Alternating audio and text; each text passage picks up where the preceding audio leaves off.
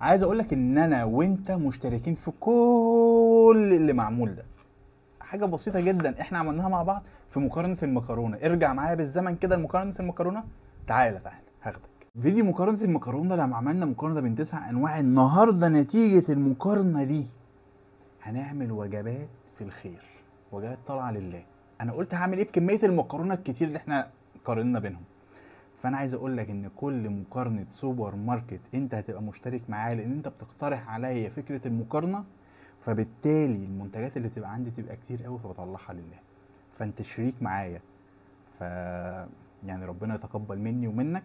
هنقطع دلوقتي، هنطلع لله. طبعا انا ما بصورش الناس اللي انا بديها الاكل. اهم حاجه ما تنساش تقول لي المقارنه الجايه تبقى ايه، عشان اي حاجه هنعملها في البيت هتطلع لله. هنعمل خير، نعمل خير، نفرح الناس، نطعم الناس.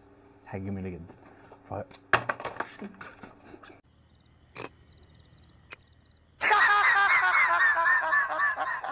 فيلا بينا نقطع. تعالى يا مصور بقى كده، قرب. هنقطع، هنعمل يعني انا كنت ممكن اعمل مكرونه عاديه، بس لا، انا قلت اعمل مكرونه بشاميل. انا بعمل شويه مكرونه بشاميل، وعايز اقول لك ان الكلام ده كمان معمول يوم الجمعه. فبجد ربنا يتقبل مني ومنك. انت شريك معايا في كل حاجه، كل لايك، كل كومنت، كل تشجيع، كل فيديو. بص، انت شريك معايا. بصور ليه؟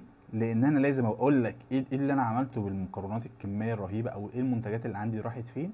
دي اول حاجه. تاني حاجه عشان اشجع الناس اللي ممكن تبقى عندها نيه ان هي تعمل بس مكسره. يا باشا خش اعمل اي حاجه، اعمل اي حاجه، حتى لو سندوتش جبنه وانزل وزع. وكمان بقول للناس، الفود بلوجر اكيد انت بتجرب اكل وتبقى معاك اكل كتير. ما تسيبش الاكل للمطعم، قول له انا عايز اعمل وجبات من الاكل اللي انت ما اكلتوش وطلعه.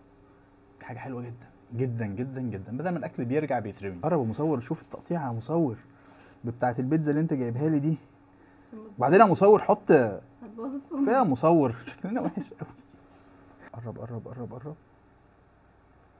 بص فنان. ايه الشغل بجد بامان؟ انا مش شايف، انت شايف شغال.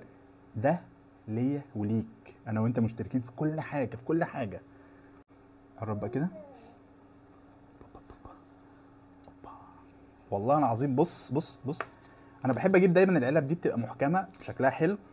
جايبين شوك الغطيان طبعا بتاعتها. فبجد يعني حاجه بسيطه، هي حاجه بسيطه.